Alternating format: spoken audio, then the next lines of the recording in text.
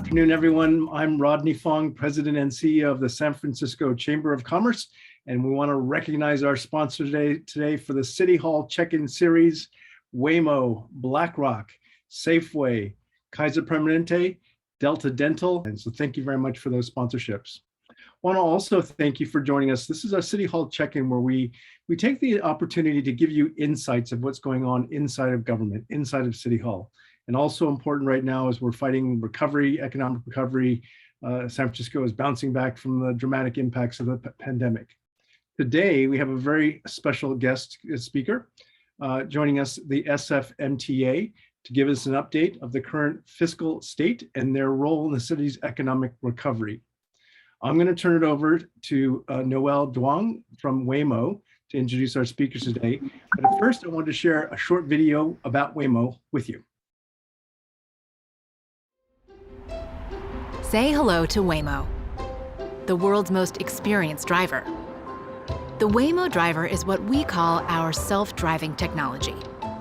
It has over a decade of real-world experience and has driven millions of miles. With Waymo One, we can make it safer and easier for you to get around, so you can spend more time doing what you love. And with Waymo Via, the same driver with the same deep experience can also deliver your packages or save you a trip to the dry cleaners.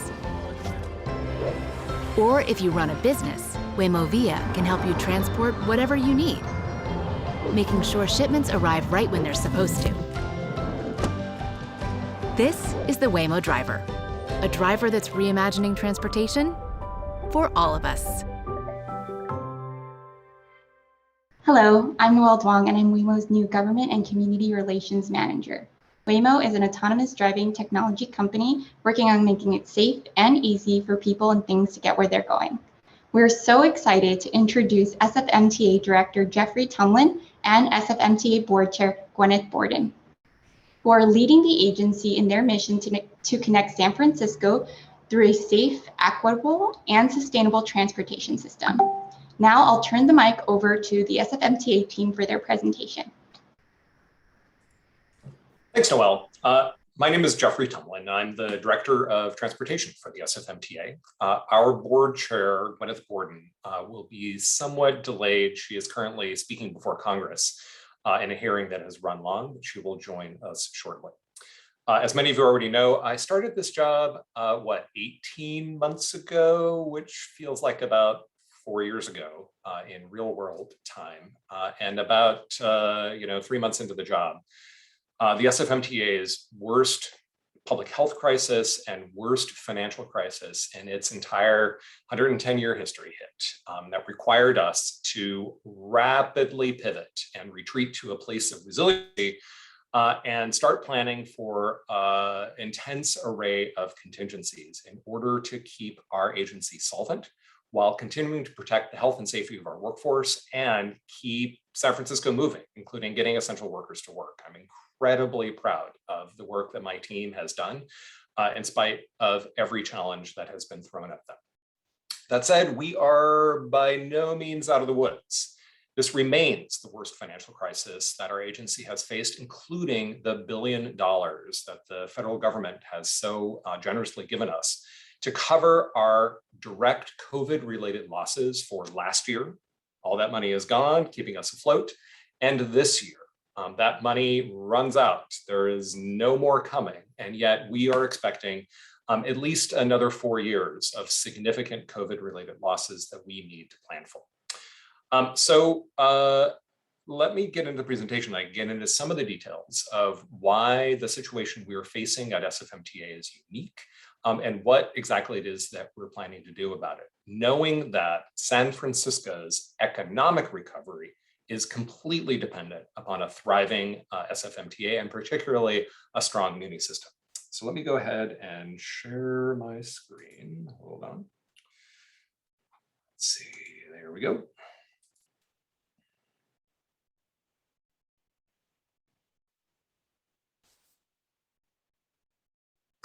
Hopefully you can now see my screen. It's a little slow. There we go. Hopefully that's working. Just let me know if it's not. So as I stated, successful Muni is an integral part of San Francisco's economic recovery. And we are working every week with updated data from the Comptroller's Office, the Bay Area Council, the Chamber of Commerce, and other organizations in order to calibrate our recovery to stay ahead of San Francisco's economic recovery and not bankrupt ourselves as an agency. As many of you know, San Francisco is the global outlier in terms of return to office. San Francisco is unique in many ways in that our economy is so heavily dependent upon financial services and technology and professional services, all of which lend themselves to work from home. And this is great in terms of helping our workforce lead their lives, but it impacts two of our three biggest sources of revenue. So the SFMTA and Muni are funded. So we're an enterprise organization that's financially separate from the rest of city government.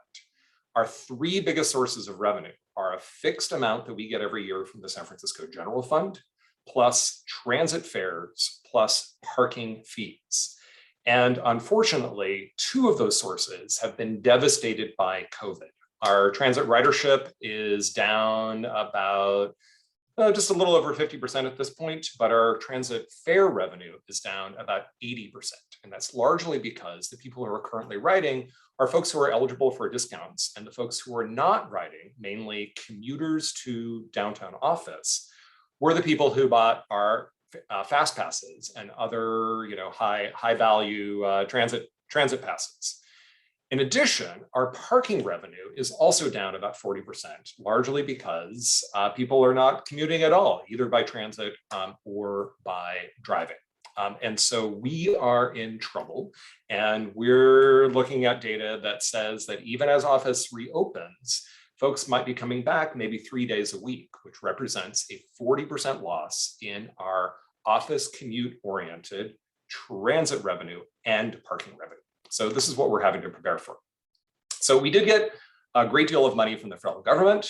We've used that to keep Muni running. We need to use the remaining funding as long as it will last until we can identify new sources of revenue. And meanwhile, we're trying to calibrate our recovery very carefully to find a sustainable path.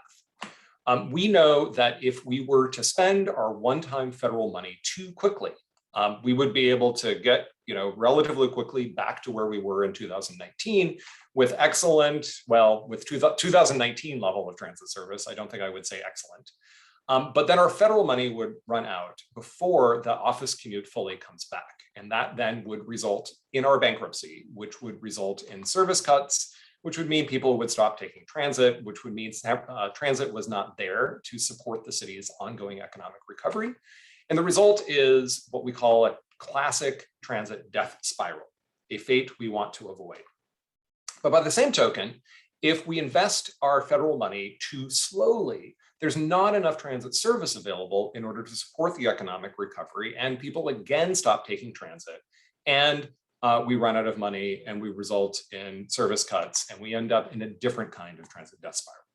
So what we're trying to do is to very carefully stay ahead of the economic recovery. So right now, we're providing about 75% of pre-COVID service hours, and our ridership is at about 45%, but rapidly climbing. So we want to make sure that we're providing substantially more service relative to ridership in order to promote people taking transit, in order to support people coming back to office, in order to support the economic recovery. We've also wanted to make sure that we very carefully allocate our limited service hours. Back just over a year ago, we had to do drastic service cuts in order to protect the health and safety of our workforce. We've been steadily bringing service back. We brought back a significant amount of service in August, and we're now able to make sure that nearly 100% of San Franciscans have a bus stop within 2 to 3 blocks of their home, about a quarter of a mile, covering the whole city. But by the same token, we're also still needing to provide a very high level of frequency, speed, and reliability on our core routes. So right now, we're in the middle of a public engagement process to figure out for the operators that we've just hired and that we are currently training, what should we do with those new operators when they are fully certified and ready, which we expect will happen in about February of early next year. So the question is, how should we allocate that service? So we're looking at 3 different options. The existing service that we're providing is there in dark blue. And the yellow gold lines are lines that existed back in 2019 that are currently not in service. And so we're providing folks with a variety of choices, including bringing back all of the service as it was in 2019, but at a lower level of frequency, including cutting some frequency on our high frequency lines in order to add back those previous lines. Or alternatively, do we double down on fewer but faster, more frequent, and more reliable routes? We've also got a variety of hybrid solutions that do different things with different lines in order to achieve a variety of different objectives. Finally, and I believe that our acting CFO, Jonathan Rewers, is here, and he can tell you about how we're working now to ensure that we have adequate funding available in order to continue our recovery. We're hopeful that we can get unanimous agreement from the Board of Supervisors, as well as the mayor and key stakeholders like all of you, on a funding strategy that we can take to the ballot in 2022 that will actually win the support of the voters. If we can get that, then we can continue growing the transit service about every quarter as we continue to hire. But if there's no agreement on a funding strategy, then we get stalled out at about 85% of where we were in 2019 until we can find new sources of revenue. Jonathan, do you want to jump in now? Sure, thank you. So good afternoon, everyone. I'm Jonathan Rewers. So the SFMTA was created back in 1999, and with the theory that the enterprise revenue sources of parking and the transit fares with a general fund set aside would support the operations and the consistent improvement of the transportation system across San Francisco. So that worked 20 years ago. There's been a lot of change in transportation, in how it works, in the technologies, but those financial structures still remain. So the old financial structures don't exactly match with the progressive transportation policies we have today. Next slide. And here we go. So San Francisco has grown, it has changed, but the infrastructure that surrounds that has not, our financial infrastructure. Next slide. So you'll see here the actual impact of the COVID-19 pandemic. So you'll see prior to the pandemic that generally the MTA's revenues, the light blue is our parking revenues, the dark blue is our transit fares, our 2 core enterprise revenue sources.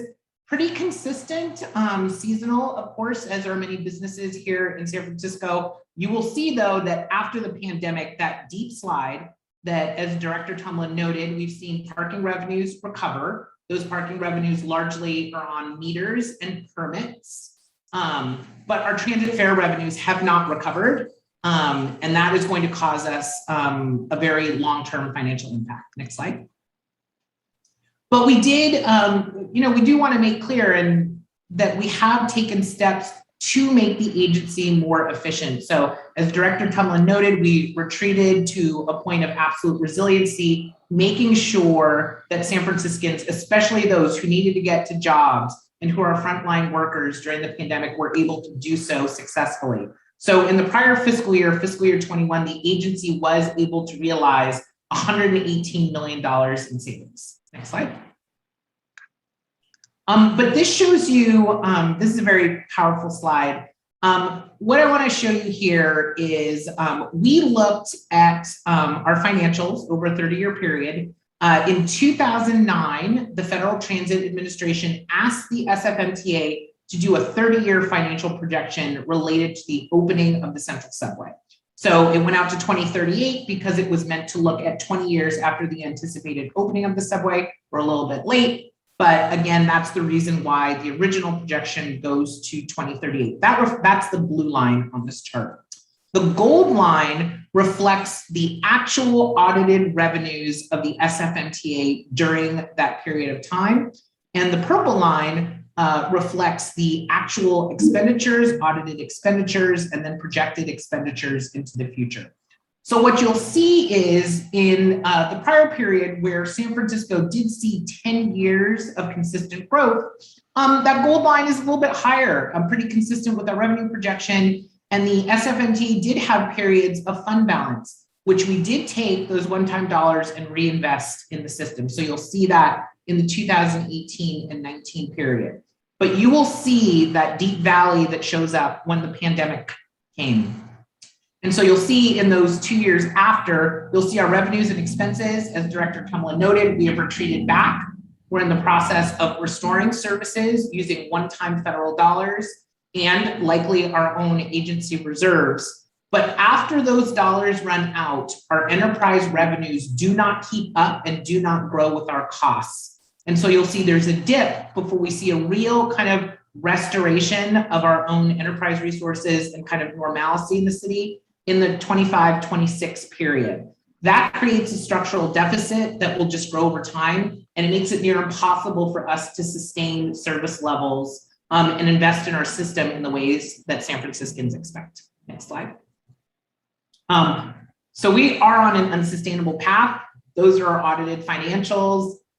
Our record shows that we typically get the numbers right, but we can address it, and we are working on a plan to deal with that and both create efficiencies within the agency, so lower that blue line, purple line of expense, but also raise the gold line and the amount of revenues that the agency requires. Next slide. So what we did was in the spring during the pandemic, we really wanted to get a sense of where the public was on what the priorities for the SFMTA should be. So absolutely investing in equity, focusing on fast and convenient transit. We were very surprised that the data showed that San Franciscans, almost 80% of them, were much more interested in the SFMTA focusing on the state of good repair and fixing the existing infrastructure versus major new projects. And then lastly, improving safety and access. So where there were barriers to access to the system, whether they be geographical, economic, or even how safe the system was, that we were able to close those gaps. Next slide. So we took those priorities and we created, through our long-range planning process, Connect SF, some very specific initiatives to implement.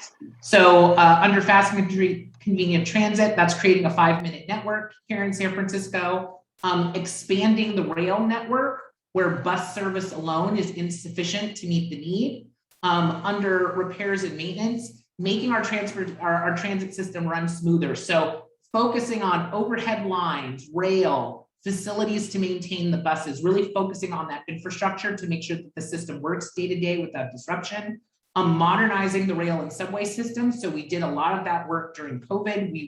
During that period, we shut the subway down. We were able to do a lot of work in the Market Street Tunnel, but also we're working on a program to implement and update our train control system. We're absolutely continuing to work towards achieving the city's vision of 0 deaths in our streets through Vision Zero. And lastly, we do want to continuously focus on making the system more accessible to all San Franciscans to make sure that they have access to healthcare, to jobs, and to education. So again, where barriers exist, it is the policy priority of the agency to remove them. Next slide. So some examples, the Gary Rapid project, definitely lessons learned from projects such as Van Ness and the Central Subway, where we were able to design the scope, schedule, and budget to efficiently deliver this project and make sure that the riders got benefits sooner rather than later, making the streets safer. And again, taking lessons learned from programs like Muni Forward and our signal priority programs to, again, not wait for the perfect project, but continuously work to improve a corridor. So again, our riders can receive that benefit. Next slide. Again, I mentioned our subway improvements. We did take a significant portion of time during COVID to do, you will see the work that was done in the tunnel, both the Twin Peaks tunnel and our Market Street tunnel. A lot of the issues that you might have heard about in the media around our overhead lines have been resolved. This is, in my 10 years at the MTA, I have not seen this level of maintenance campaign done at the MTA. We found a new and efficient way to do this, and definitely lessons learned. Matching our engineering with our internal maintenance resources is something we will continue into the future. Next slide. The El Terrabelle Improvement Project is another project where significant lessons learned. This is a $100 million plus infrastructure project. It was broken up into 2 phases. We're doing curb to curb improvements. So not only improving the rail and the overhead, but making pedestrian intersections that are unsafe, safer, improving the traffic signals, and also taking that opportunity in partnership with the PUC to do water and sewer replacement. Next slide. But bottom line, and what you saw is that the agency does need more revenues. We knew this before the pandemic, and the pandemic just made it 10 times worse. So our needs came a lot sooner than unfortunately any of us could have thought or hoped for. Next slide. So here you'll see we have a package of revenues that we think over the next 10 years can roughly give the agency about $149 million per year. I'll go into those details in the next slides. Next slide. So what we're proposing and looking at right now, there were 2 transportation task forces that occurred in the city in 2013 and 2018 that looked at various ways to fund transportation in San Francisco. So what we've done is we've gone back. We didn't create a new report. We just went back and took a look at the ideas and thoughts from this period. And based on the current economic conditions in San Francisco and where we see San Francisco going in the next decade, these are the revenue sources that we think are most appropriate to propose during this time. The first is let me just cover them quickly. Thanks, Jeff. But the first is a transportation special tax. So that would be a dedicated tax to transportation services, whether parcel or otherwise. It would require 2/3. The second would be a rate change to the existing city parking tax. And then in June 2022, again, to start that process of investing in state of good repair and creating efficiencies and lower costs, we will be pushing forward as part of the 10-year capital plan, a general obligation bond for $400 million. We are actively advocating with the federal government for more revenues for transportation, and hopefully the bipartisan infrastructure bill will pass, in which we'll realize more revenue, aggressively pursuing state grants, and working with the last kind of independent power that the MTA has left to raise revenues, looking to redevelop our own properties, not all that different than tax increment or redevelopment, where the agency will rebuild its existing facilities, modernize that infrastructure, again, for more reliable service, but also using that property for revenue generating development. Those revenues, just like tax increment, will be invested directly into the transit system. So revenues from our own properties are a public good in that they allow us to support the transit system in San Francisco. Next slide. So we looked at that 10-year period, and we looked at all of our dreams and wants, all the greatest things that we would like to do, returning to pre-pandemic service, expanding that service up to 20%, having our system in a state of good repair, and the total price tag was $27.8 billion. We think our existing revenue sources are about $18.8 billion, which leaves us about a $9 billion gap. So hopefully with these sources, if we can look and implement them over time, we will be able to achieve nearly and just over 2/3 of the vision that we have for the transportation system in San Francisco. Next slide. But in the near term, we know just to achieve that, we have a $300 million shortfall per year in both our infrastructure needs and needs to run the Muni transportation system and transit system in San Francisco. Next slide. So hopefully we are looking for partnerships to build a coalition to support investing in the infrastructure and those critical investments that we've noted over the next 10 years. And that's part of our conversation today. And I would like to note that our board chair, Gwyneth Borden, is now here and has joined the call. So Chair Borden, I know you know all this information. If you'd like to add any inspiring words or thoughts on what Jeff and I presented, I'm happy to hear from you. Yeah, no, thank you all for the opportunity to present our situation. As you all know, we know that public transit is critical for getting everyone back to work, and we want it to be an experience when people do start going back downtown, that they have a great trip and able to get from end to end and want to come downtown, right? Want to work wherever your offices might be. Our struggle is, as it's been pointed out, is a financial one. And we can't scale. Everybody understands supply and demand. You can't scale things without having demand for that level of scaling. But you also need to have a way to pay for it. And fundamentally, our fare box ratio has never been very high. It's not like BART, where most of their money is collected from fares, so we don't have that advantage. And right now, we don't have a lot of fares that we're collecting, not to mention that our parking revenue has been pointed out as a declining source of revenue. So we are really looking to you to partner with us. We know you want everyone back in the city, patronizing offices, going to the retail shops, people coming on from conventions. And in order to make that happen and to continue the reputation as a city where people can get around by public transit and do find it pleasant, we really need to make these investments and find a way to fund them. We are committed, and I'm working really closely with the team to make sure that whatever we do does not negatively impact small business specifically. Everything that we're working through, we're talking through how the taxes or fees could trickle down to really impact small business. And being that we generate a lot of our revenue also from sales tax through the TA, we want our small businesses, particularly our retail commercial businesses, to do very well, because then we also do well in that equation. So just know that we are really committed to work with you on solutions. We don't want to do anything to any particular industry. We want to be partners in figuring out how do we solve this problem, help you get your workers back to work and people back in the city, and at the same time make sure that our transportation system works, so that when people get on a train or a bus, they're going to get to their destination and have that sense of reliability and certainty that is required. So thank you for that. So what Great, questions thank do you all you. have? Yeah, thank you, Gwyneth. Appreciate it. Jeffrey, Jonathan, appreciate this. And from the very get-go, I think the Chamber of Commerce wants to help to solve this problem and understands that Muni is a business tool. It's a society tool. It's a great tool of the city. And we have to have an effective transit system and mobility system in San Francisco. We are dealing with some of the same problems and questions about the recovery of the downtown. And I think many of us didn't think we would be here. Didn't think we were going to be here as long. And while I know all of us who love great cities have great faith that San Francisco, like other great cities, will come back and be urban destinations, but there's still a little bit of question mark there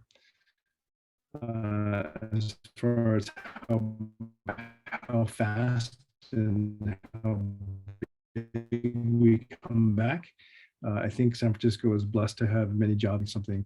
Hopefully my internet is stable. Someone give me a, but I guess, framing it is part of the big reset of San Francisco, and the Chamber's invested to try to help that reset find its way, find its natural organic pathway.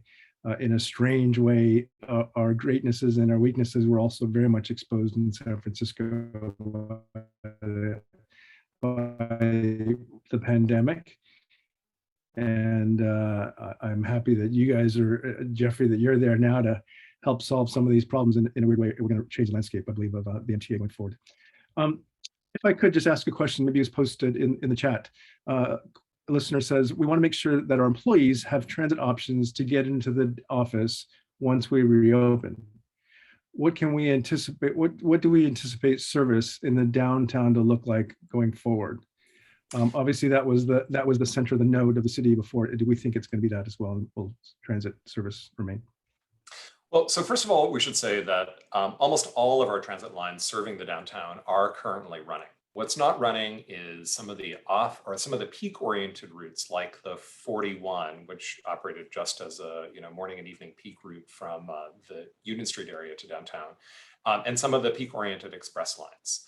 We have plenty of capacity serving downtown San Francisco. And I also want to emphasize that the subway is faster, more frequent, and more reliable than it has been in the 30 years that I have lived in San Francisco, thanks to the investments that we made in maintenance in the subway, as well as restructuring the subway to take lines like the J out, even for J riders who now have to transfer at Church Street Station. The total travel time is significantly faster than it was pre-COVID, because we finally resolved the fact that our antiquated train control system couldn't handle 5 lines merging into the subway at 3 different locations.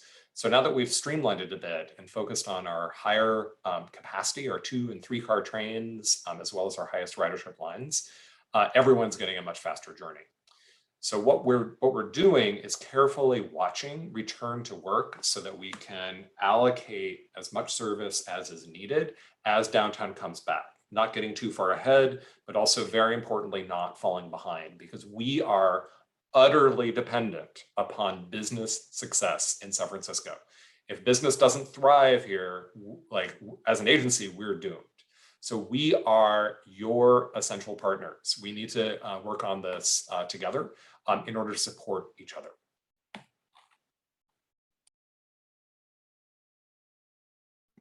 Thank you. Yes, we are dependent on the business here in tourism. With 18 million visitors in San Francisco, that's a whole lot of Muni rides and cable car rides from a revenue perspective. Quick question, you mentioned that the current recovery dollars have run out and we don't see that coming back. Do you anticipate any infrastructure dollars that maybe might come our way? Yes, very much so. So while we're not expecting any additional relief from local, state, or federal sources to cover our operating budget loss, we are expecting progress in the infrastructure bill in Congress. And Gwyneth, maybe you can speak to your latest thinking of the likelihood. And Jonathan and I have been carefully working on our capital plan to get set up to receive that federal money, to be highly competitive for that federal money, and to prioritize projects that save us on the operating side. So for example, if we invest in new rail cars using federal money, those rail cars are a lot cheaper and easier to maintain. That saves us on the operating budget that we can then invest in service. Similarly, projects like our Muni Forward or transit-only lane projects, we're getting a 20% travel time savings on all of our transit prioritization treatments, which means 20% savings on the operating side, which means 20% more service and more capacity. So we're using every trick in the toolbox in order to make sure that we source all sources of money in order to focus on being able to provide better service and a higher quality service by not simply gutting maintenance in order to paper over our operating budget problem, which is something that, frankly, this agency has done way too many times, and you see the results of. Gwyneth, do you want to speak to federal likelihood? Yeah, I mean, I think it's in terms of the bipartisan bill, it looks like that's probably our best path forward. In terms of the larger $3.5 trillion, I don't see a near future of that being a reality. So there will be some funds there. As you know, a lot of it is not necessarily for operational issues. So we still will have the same challenges there. That's I mean, that's just the reality. So we can't budget based upon that at this point. But even then, it doesn't solve the larger structural problem that's an annualized problem, not a temporary problem. There, I think. All right, I'm going to do my best to articulate the question that I think Rodney was trying to ask, and I think he was sort of pointing to this tension that we're seeing right now between free Muni and maintaining a level of service. And I think from the business community's perspective, I think that we have a lot of our businesses as well as our tourists who are really, really impacted by quality of service questions. And so I think the question really speaks to how do you balance those competing needs? Yeah, go ahead, Gwyneth.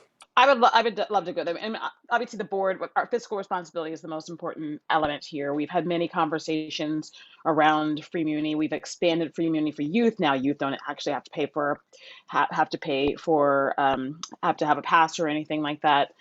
There's no income levels. We have free Muni for seniors and disabled we feel like we've covered every aspect of the population that we possibly could cover.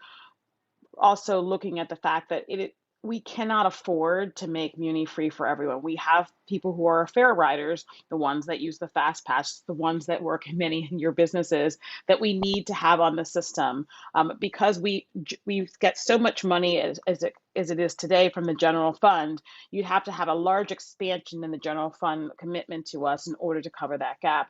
And so we're not advocating for that. We think it's a lot of well-intentioned opportunities there, but there's a lot of research of other jurisdictions that have moved in that direction have suggested that that's not a viable or even a great way to move forward. So for us, we are really committed to providing good reliability and service and focusing on where people are and how do we get service to those areas. That's why we were very nimble during COVID, as we saw that we had routes that had crowding where our central workers were going. Those were the routes where we invested in increasing the amount of transit on. And I think as we're talking about even now, how we scale back another 10% of service, we are really trying to figure out how do we bring back some of the lines that maybe offer additional connectivity for people that may not have it today, but not at the expense of the reliability of the existing system, and making sure that we still prioritize those routes and lines that do have high ridership. So I will say from the board's perspective, we're not pursuing a path of free Muni for everyone. And I mean, again, we understand that there are people who want that, but we just don't really see that as a viable way to move forward in any sort of financial way. Yeah, that said, we're also wanting to make sure that that the price of Muni doesn't become an obstacle for people being able to participate fully in San Francisco. So we're wanting to look at programs that provide discounts for folks who really need it, while at the same time making sure that we have the revenue available in order to deliver good service. One thing that is abundantly clear from all of the data is that the factor that drives ridership is fast, frequent, reliable service. And that's very much true in our own data. It's true right now, even during COVID. Our high frequency lines are already up between 70 and 85% of pre-COVID ridership, middays and weekends. Our challenge in attracting riders is really the absence of office commuters to downtown San Francisco right now. Okay, thank you. And then just looking here at the Q&A in the chat, we have a question that's about specifically about the special transit tax that was sort of proposed earlier in the slide deck. I'm wondering if maybe you all can walk us through a little bit more about the specifics, who would be anticipated to pay that tax, what it looks like. Sure. So we're working on that now. I mean, this has been an idea for at least 8 or 9, almost a decade. So what we're looking at is one version could be a parcel tax, and the state of California would require that we essentially pass a tax on to every parcel in San Francisco. Again, with the promise that, if we do that, we will sustain the service and people can have certain expectations as to what those service levels would be. We would also use it to invest and maintain the system. The second is a user's tax. So based on certain uses or behaviors, we would have a tax that would apply to that. In both cases, because it's transportation, we will consider trip generation and need and how it works and the programs within it. So right now we're working with the city attorney and we're looking at various different options and other organizations. The last tax that existed around transportation was the one on TMCs. It has not raised the amount of revenues that we would have hoped. Like the guess originally was about 30 million a year, but as you can see, our needs are far greater than that. So a special tax, just so everybody understands, just in the state of California, what special tax means is it's just a designer tax that we can design it in any which way based on a need and a benefit. So again, we're looking at parcels, and we're looking at different types of uses in the city by which we would create a tax. And then I guess just as a follow-up, I imagine maybe what some of our members are thinking is then the next question is, like, do you have a timeline for when you anticipate? I imagine that have to go on the ballot, right? Yes. So I think part of the conversation, and I'm happy to have Chair Borden or Director Tumlin add to the statement. So both the board and Director Tumlin, in recommending to the board, the MTA is absolutely willing to support the economic recovery of the city. Like there was lots of discussion about shared spaces. The board was very supportive of it. The MTA does lose some parking revenue from that program, but it was more important that we support the economic recovery of the city because, as Chair Borden noted, We want the general fund to grow because we get that too. We want sales taxes to come back because we get our share back that way. So we were willing to lose some money in the short term to support the economic recovery of the city and our own as a part of that. In fiscal years 23 and 24, and the chair knows this, the MTA will have to appropriate its 10% reserve. The last thing we have when the federal relief runs out is our one-time reserve that it took our board 10 years to build up after the last economic downturn. I think, I'm speaking for you, Chair Board, but I think the board is willing to do that and invest in San Francisco to support the recovery, but the board needs confidence that there's going to be a source that will help us sustain those services after that investment is made. So I think consistently throughout the pandemic, the MTA has been trying to support the economic recovery of the city, but at some point our credit's going to run out. And so this is why we're looking for partnerships and support. So happy to have, Director Tumlin or Chair Borden add to that.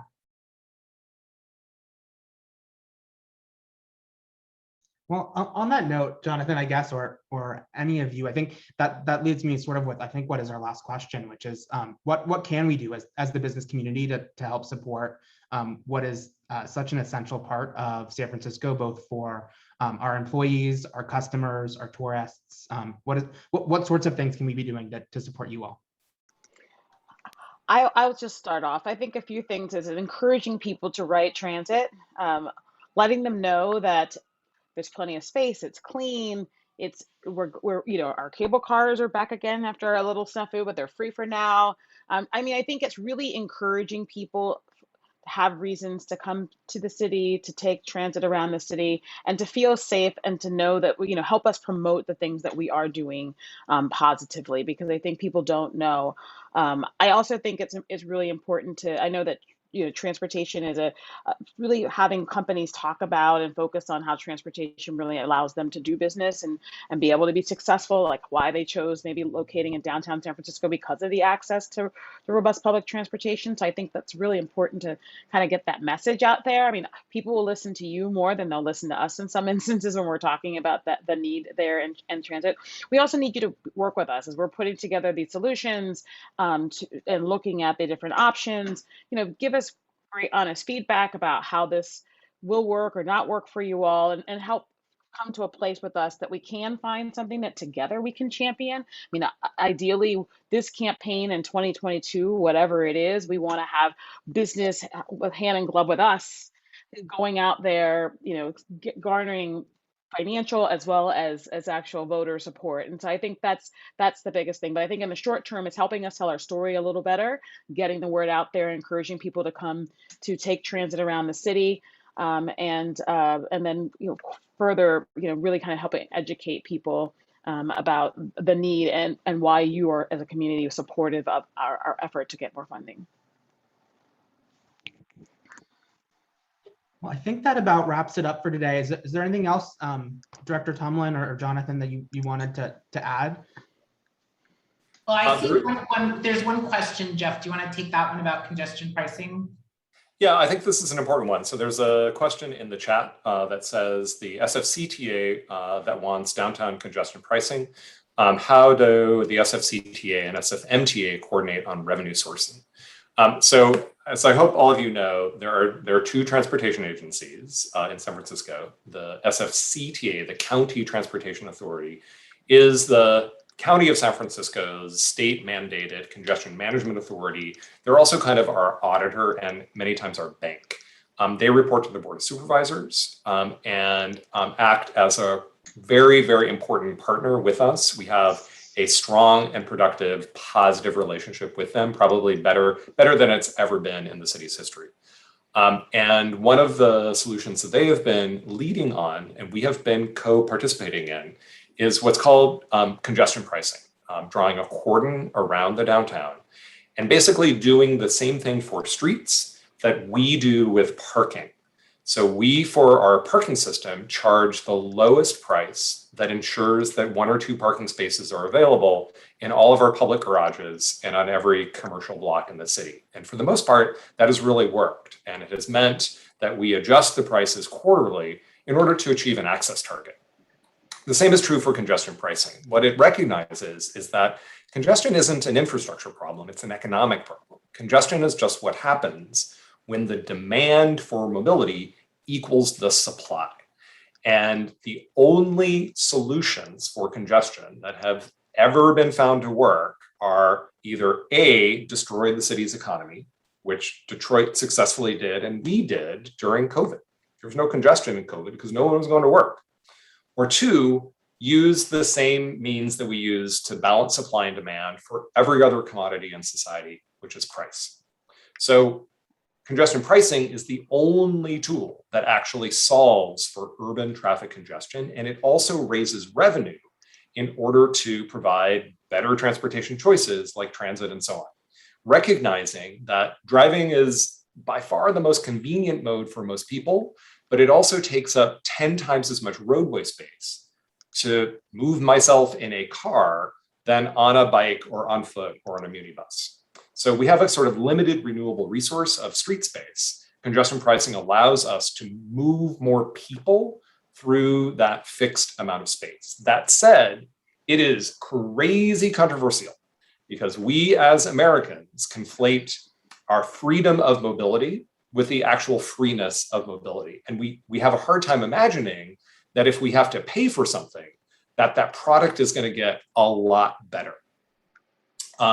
So, it is super controversial and almost impossible to have a strong, engaged conversation about, given how much business is hurting right now in San Francisco. So SFCTA has put the brakes on progress on that proposal, even though now is actually the best time to have a conversation about congestion pricing. So the tool is available when congestion comes back. But I certainly understand their conclusion as well as your concerns, the concerns of all of your membership. But congestion pricing is would be a key way that we could finally fund the transit system that San Francisco needs while solving for congestion at the same time. It's just so hard politically to explain all that. Thank you. That was really helpful.